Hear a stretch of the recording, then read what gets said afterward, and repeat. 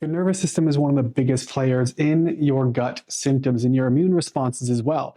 Now, if you don't understand this, I promise you're going to be prone to flares and you may never fully heal your gut naturally. So in this live, you're going to be learning about why your nervous system is causing so much gut inflammation, what happens when it's not regulated. We're going to talk about how to calm your nervous system and re-regulate that gut-brain connection. And of course, we'll show you how this all together calms your immune system so you can begin healing your gut naturally. Contrary to what your doctors told you, Crohn's and colitis are reversible. Now, I've helped hundreds of people reverse their bowel disease, and I'm here to help you do it too, because inflammation always has a root cause. We just have to find it. This is the Reversing Crohn's and Colitis Naturally podcast. Now, I do these live trainings in my Facebook group every single week and put the audios here for you to listen to. If you want to watch the video versions of these episodes, just click the link in the show notes to get access to our Facebook group and YouTube channel. And for weekly updates, information, tips, and tricks, you can sign up for our email list by clicking the link in the show notes below. Now, if you're new here, my name is Josh Deck. Almost got my words all mixed up. My name's Josh Deck. I know that already, but now you know too. And I'm a gut specialist, a physician's consultant for complex cases of Crohn's, colitis, and IBS. And I do these videos every week so you can learn how to heal your gut naturally. Now, I did have an afternoon nap today, contrary to what may look like popular belief right now, because my brain is half mush and I got two puppies running around. So we're a little distracted, but we're here for you nonetheless. And if you want to see our dogs, let us know. We'll just pick them up so they go mental. All right, we're getting right into it. If you missed my recent episode on stress, you're going to want to make sure you catch that one too. It's available on YouTube and the Reversing Crohn's Colitis Naturally podcast. So make sure you do watch those. But first things first, I want to talk about what your nervous system actually is. We're going to break it down to its parts so you understand what it is and how it works. First things first is your central nervous system. That's this here, your brain and spinal cord. I guess my drawing kind of looks like a fly, like a little bug with like a smiley face. But anyway, your brain and spinal cord, that's a central nervous system. Okay? Everything else that comes off of that, that's going to go down and create all the nerves that go into your arms and all the nerves into your legs, basically anywhere outside of your brain and spinal cord. That's your peripheral nervous system. Okay? Everything else is peripheral. So you have your central, we're going to call this your CNS. Your peripheral, we're calling your PNS. You say that really fast, sounds like penis. And then it breaks down to two types of activation. So the first peripheral and the second peripheral. First one we're going to be calling somatic. Somatic means voluntary. So this is going to be things like going to the gym, muscle contractions, walking, getting up, etc. The other ones that we have are going to be called autonomic. And this is things that your body just does without your consent. Beating your heart, breathing while you're sleeping, all that stuff. Part of your digestive system. Some of it, chewing, swallowing, and pooping, is largely voluntary, right? So we're going to be calling that somatic. But it's kind of mixed because it does it without you thinking about it, right? When you swallow, you don't make sure it goes all the way down. You just hit the trigger and then the rest of it happens. When you go to sleep, for example, your gut is still doing peristalsis. So it's kind of a both and. So you have your central nervous system, your peripheral nervous system, which breaks down to voluntary and involuntary. And then we have a third nervous system right here. We call this your ENS. That stands for enteric nervous system. That's your gut. Your digestive system has about 500 million neurons inside of it, between the esophagus all the way down through the intestines, about 500 million neurons, which is quite a lot when you think about it. Your brain has about 100 billion.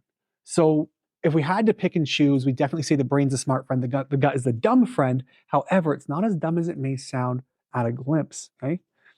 This nervous system is semi-independent, okay? So somatic, autonomic. Central, brain, spine, peripheral, everything else. Enteric is included under that peripheral, but it's specifically tied into your gut.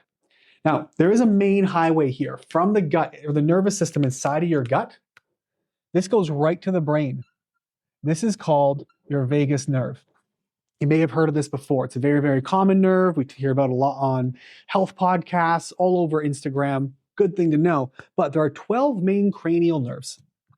Don't ask me what the names are. I don't remember. That was 13, 14 years ago in college. But we do know that the 10th cranial nerve is your vagus nerve. And it comes down the left side of your neck. It branches out like a horse's tail. It gets really nice and wide with all these different connections. And it innervates into your heart and your lungs, your digestive system, all of this. And so we talk about that vagus nerve. That's why it's so important. It is the main portal that goes from your brain to your gut, or more importantly, from your gut to your brain. The reason I say that, 80% of the signals that are controlled between that vagus nerve, 80% of them are called afferent, A for meaning away. So 80% of those signals actually go from your gut up to your brain. Only 20% are efferent, and that's going to be your brain telling your gut what to do. It means 80% of all this highway traffic is coming from your gut, going back to your brain. This is where neurochemicals are going to transition and move around. All kinds of really cool stuff happens in the superhighway. Okay?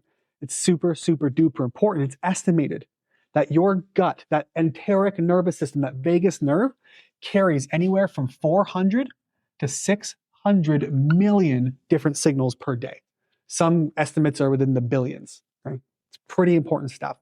Now, when your central nervous system, your brain and spinal cord, that is the main power supply for the rest of the body. This is why if you break your neck, you're wholly paralyzed, because that's the main highway. If you sever that highway, traffic stops. And a lot of that autonomic stuff can still take place, but sometimes it doesn't. This is why some people who might break their neck end up on breathing machines, because they can't breathe for themselves, because that breathing center has actually been cut off from the rest of the body. So that automatic meaning response doesn't happen anymore. So this central nervous system, it overlays everything. It's the main power supply. When it is overworked, everything else becomes exhausted. I don't know how else to explain it, but if you are a giant and you have a tiny little family and you have to carry your tiny family on your back, don't ask me why this came to my brain first, but that whole family's productivity, their movement, their farming, everything's going to slow down if the big thing carrying everybody gets tired. If your nervous system gets fatigued, your nervous system starts to break down, it's overworked, overclocked, it's redlining, everything else down below is going to suffer. This is why you feel weak or tired. You go to the gym, like, I just can't lift quite as much, or I just don't have the energy to go out. Your nervous system is overclocked, and even the muscles on that peripheral, everything that's outstream from that central, is exhausted. And that includes your gut. And so when that central nervous system, that brain spinal cord, all that power supply is overclocked, everything loses power, which means you have a weakened vagal tone. That vagal tone, that's that vagus nerve, this horse tail that comes down the left side of your neck, the 10th cranial nerve, okay? That whole tone gets weakened, which means you have poor communication. So that 80% of signals coming from your gut telling your brain, hey, we need this, here's what to do, it all gets scrambled. Scarbled's a new word today. My brain is scrambled today. You're really having a hard time. I'm having a day. Anyway, what else happens when your central nervous system is scrambled is you end up with reduced blood flow to the digestive system, which is also going to mean that you have altered peristalsis.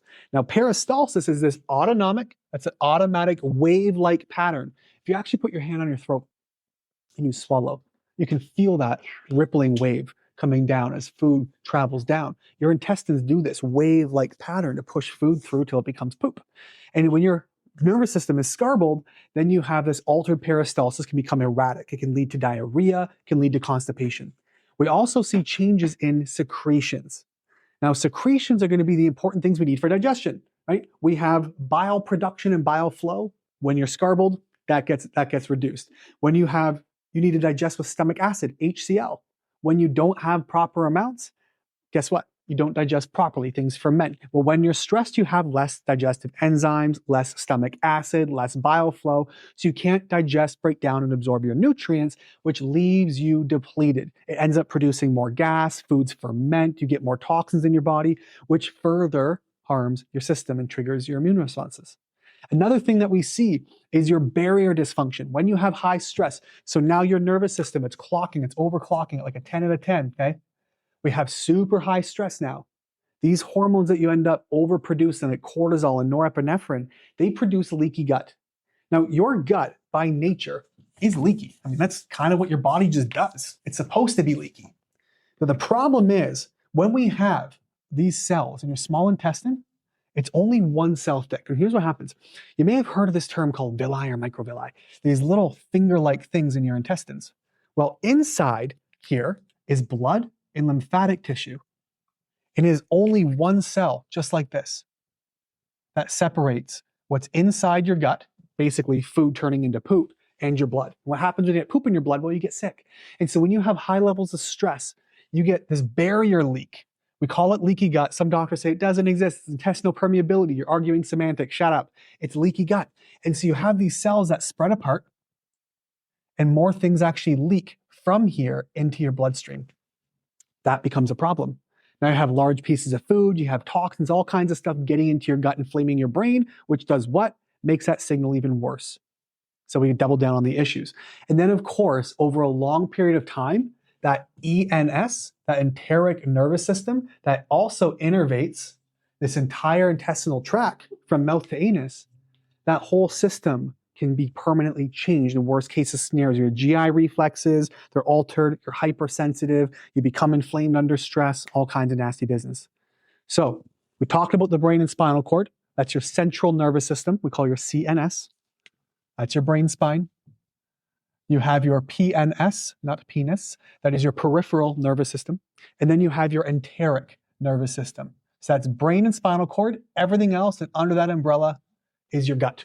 So you can see how the flow of having your nervous system actually impacts your gut directly. And it's important to understand this. We talked about it, but do we really understand it? But who knows? Now you do. Anyways, so jumping on the next one. Why else is this a problem? When you're all disrupted, we get leaky gut, we have disrupted flow, we have motility issues, secretion damage, reduced blood flow, the works. Well, did you know that inside of your gut, it's a remarkable little ecosystem. It's not just a poop factory, it's a neurotransmitter factory. 90 to 95% of your serotonin is made inside of your digestive system. So that's that feel good, feel happy molecule. 90 to 95%. If you have gut issues, wonder why you're depressed, right? 50% or so of your dopamine comes into your gut. It's where it's made. Did you know there was a study done on mice where they cut the dopamine entirely? They had 0 levels of dopamine, and they put food in front of the mice and they starved to death because they didn't actually have the willpower, the desire, the drive to go and grab that food 3 inches away. If they put it into their mouth, they'd eat, but they wouldn't go and get the food. Dopamine is your success, it's your reward, it's your motivation. Serotonin is happy. If you don't have it, you're gonna feel like crap. A large portion of something called GABA, G-A-B-A, that stands for gamma aminobutyric acid for the science nerds out there. This is your nervous system's like chill out molecule, right? That transmitter. It's like, just relax. We're going to calm down. Large parts made in your gut. If you're anxious, it's due to inflammation and neurotransmitter imbalances. Did you know, fun fact, you make 400 times more melatonin inside of your gut than you do from the pineal gland inside of your brain? 400 times. Can't fall asleep, can't relax. You wonder why? Because all your neurotransmitters made in your gut are jacked up. The factory is on fire, and the production out the other end is not what you expect it to be. You should have neurotransmitters and nice poop. Instead, you have bad neurotransmitters and nasty poop. So let's fix the factory. It can be as simple as that. There are other gut hormones that are made as well. Your GLP-1s, you may know these like Wegovy, semaglutide, these different drugs, which help alter blood sugar, satiety signals, all of that. Ghrelin, the hunger signal, or the hunger hormone. You have your CKK, or cholecystokinin. This is going to stimulate bile. Peptide YY, this is another satiety hormone. These are all made inside of your gut. So if your hunger is all screwed up, you're hungry, you're not, you're starving, you're not hungry at all. Now suddenly you want to eat and it's midnight. You can't fall asleep. You're anxious. You wonder why? It's your gut. That's where everything's regulated. And there's one more doom and gloom I'm going to tell you before we fix this, because this is a very important piece of the puzzle. And you might be surprised, maybe not at all, depends on your experience with doctors, how many doctors will tell you, yeah, stress is a part, but it's not really a thing, or eat whatever you want, doesn't matter. Like, it's just absolutely asinine. Here's what you need to know.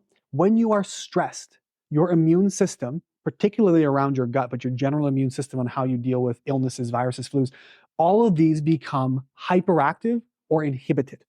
When we're dealing with nervous system, that creates stress. Stress stimulates certain inflammatory pathways. Specifically, there's a few that I picked out actually here and even wrote a list for you guys. When we look at certain pathways, these might mean nothing to you right now, but just for you science heads, keep it in mind.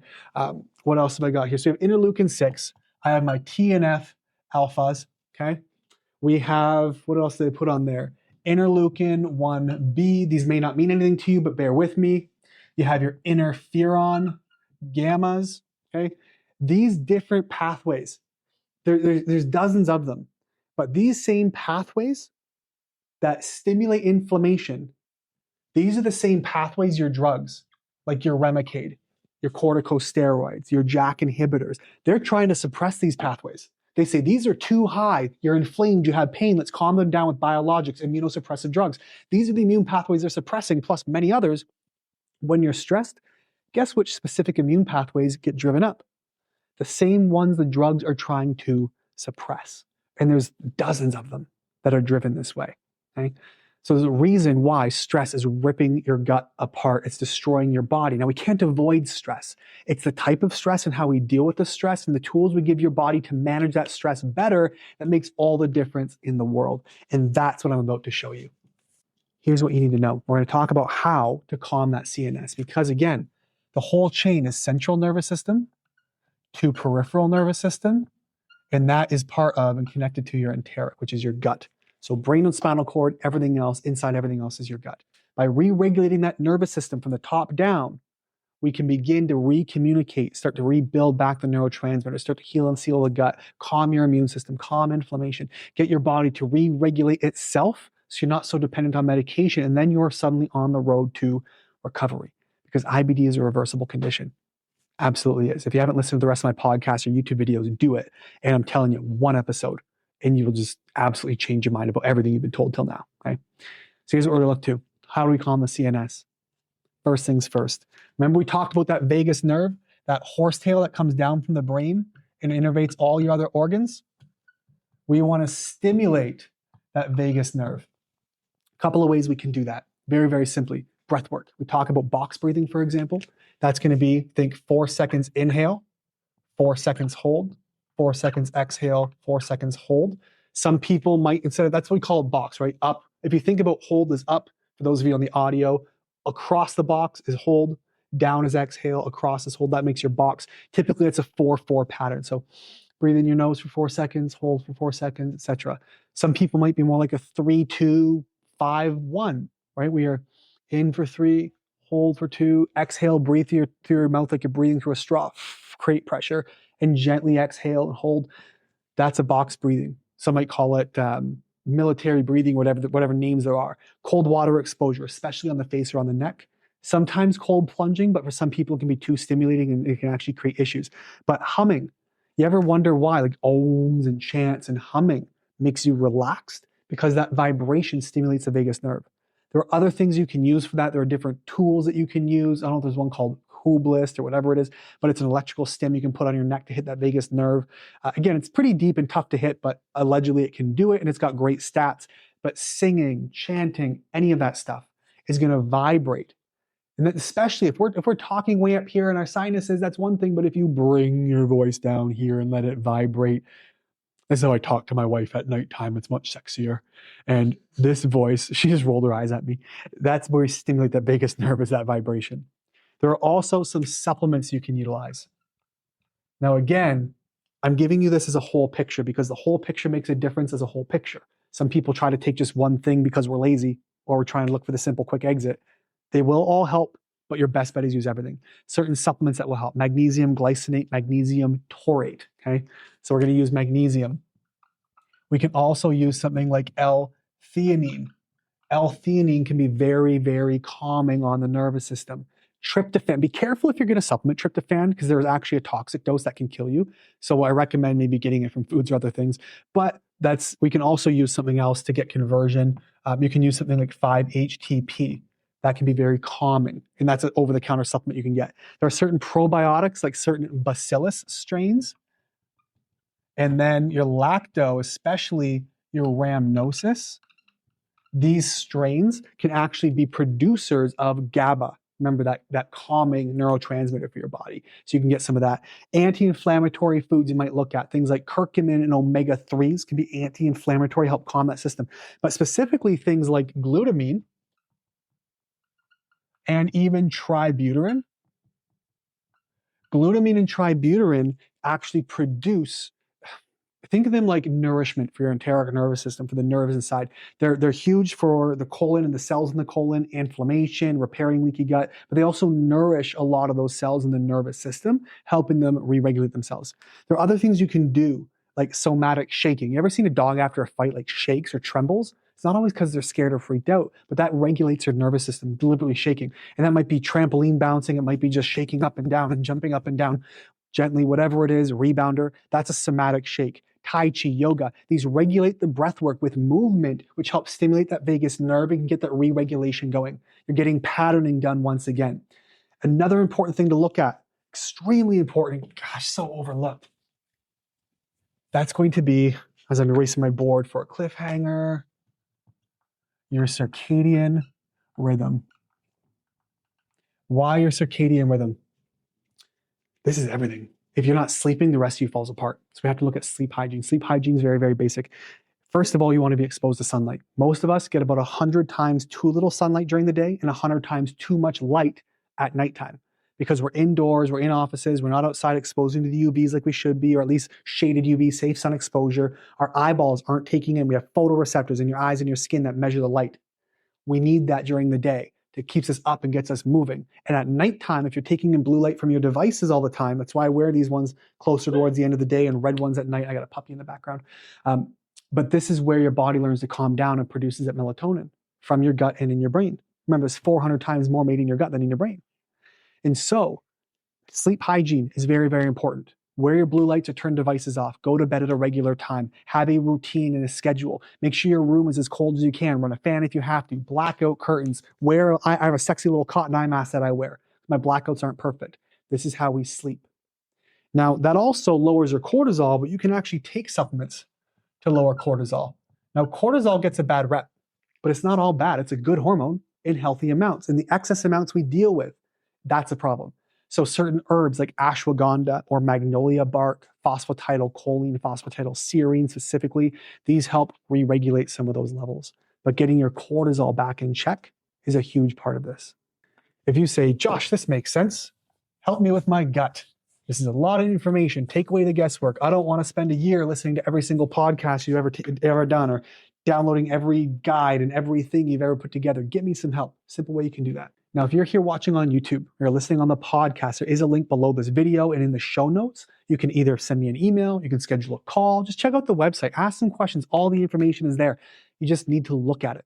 These conditions are reversible. Crohn's, colitis, IBS are not forever. I can't legally use the word cure, but between you and I do believe they can be cured in many, many cases. Some are trickier and we're still working on it, but I have seen cases fully reversed with no sign of coming back. And if you can actually do that, you can live your life normally. Stress doesn't upset your gut. Food doesn't upset your gut. You have your life back. I would challenge, is it cured or just in remission? But ultimately, it's for you to decide. On that note, guys, thanks so much for being here. You know how to get a hold of me. If you're watching on YouTube or on Facebook, very easy way to get a hold of me. Or at Facebook, if you're on the podcast, there's links below in the show notes or below the video. You can schedule a call. You can send me an email. All the information is there. We just want you guys to have access to it. Thanks so much for being here. We're going to see you guys next time. One of my favorite things to hear as an IBD specialist is something along the lines of, I learned more from you in 15 minutes than from my doctor in 15 years. And if this for the first time is really starting to click and it's starting to make sense, and you're going, wait a minute, this might be reversible. I think there's more that I can do. This condition came out of nowhere. It happened to me out of the blue. I was healthy for 10, 20, 30, 40 years and suddenly I wasn't, and you're telling me there's no cause. If you're understanding finally that there is a cause, that something is driving this, I want to invite you to check the link in the show notes below. Send me an email, ask a question, see if a program is a right fit for you, because I promise you, this doesn't have to be a lifelong sentence. You're not doomed to this, and IBD can be reversed.